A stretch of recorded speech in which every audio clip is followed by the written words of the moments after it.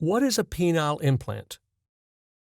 Penile implants are devices placed inside the genital area to allow men with erectile dysfunction, or ED, to obtain an erection. This is often recommended after other treatment options fail.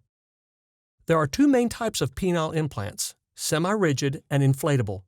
Each type of implant works differently. The most popular is the inflatable penile prosthesis because it closely mimics penile sexual function.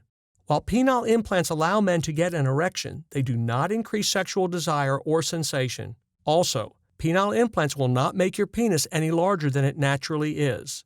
The sole purpose of a penile implant is to make your penis rigid enough for penetration. The procedure. Penile implant surgery will usually be done as an outpatient procedure at a surgery center or hospital with one overnight stay in the hospital. The most common penile implant we do is the 3-piece inflatable penile prosthesis. This consists of a fluid-filled reservoir, a pump with release valve, and inflatable cylinders.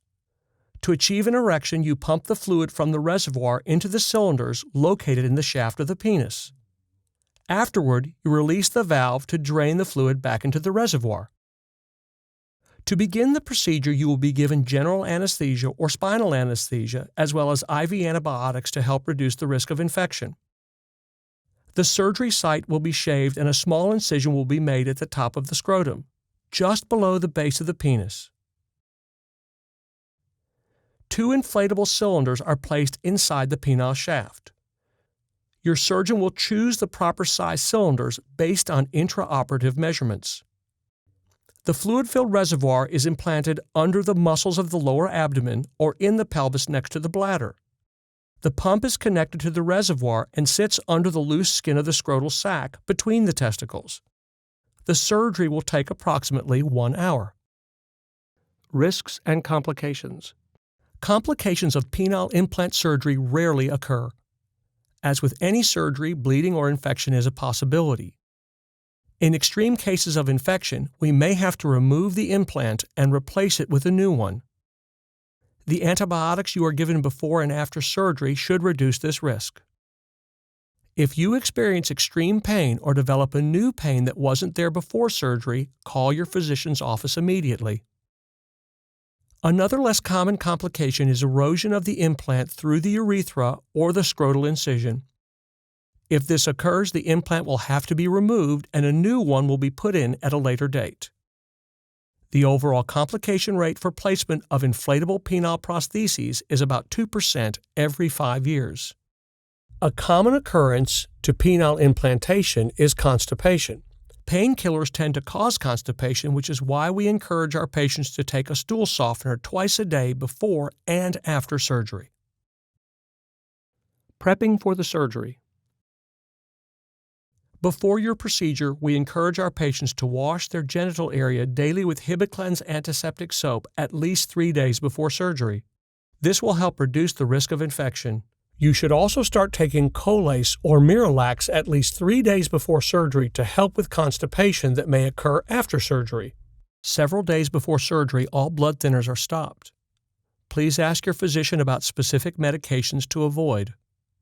As with all surgery requiring a general anesthetic, please do not eat or drink anything after midnight the night before your procedure, and you must arrange for transportation after the procedure. What to expect after surgery.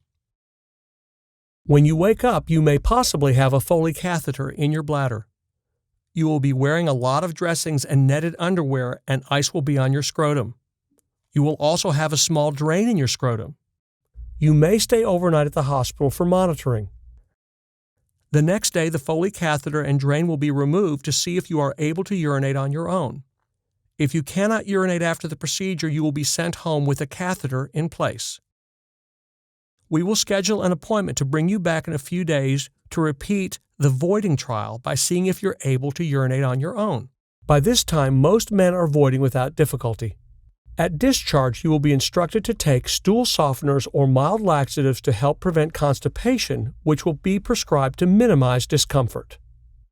You will also be prescribed pain medication to minimize discomfort and antibiotics to minimize the risk of infection. You will need to keep an ice pack on your scrotum for 24 hours after discharge. You can start bathing in 3 days. We ask that you take a sitz bath 2 to 3 times a day.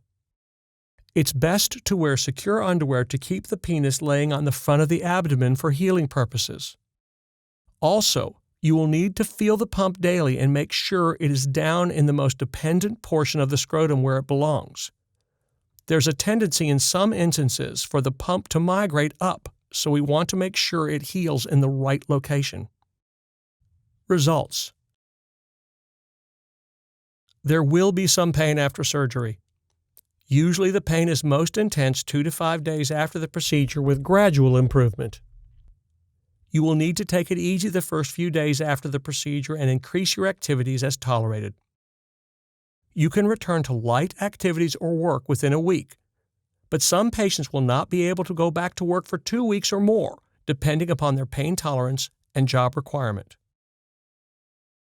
Most men can resume strenuous physical and sexual activities about 6 weeks after surgery. During this time, your physician will recommend fully inflating and deflating inflatable penile implants twice a day to give you practice using them and to stretch the areas surrounding the cylinders. This may be sensitive at first, but over time the pain will subside. For most patients, the implant should last for 10 or more years. As mentioned previously, it will not affect sexual sensation. There is a 92 to 94% satisfaction rating on penile implants for both the patient and their sexual partner. For many men, a penile implant is an effective and reasonable therapy for treatment of erection difficulties. Your urologist and clinical staff will answer any of your questions and provide additional information to help you decide if penile implant surgery is appropriate for you. Thank you for taking the time to view our video. We hope that you are better informed about your upcoming procedure.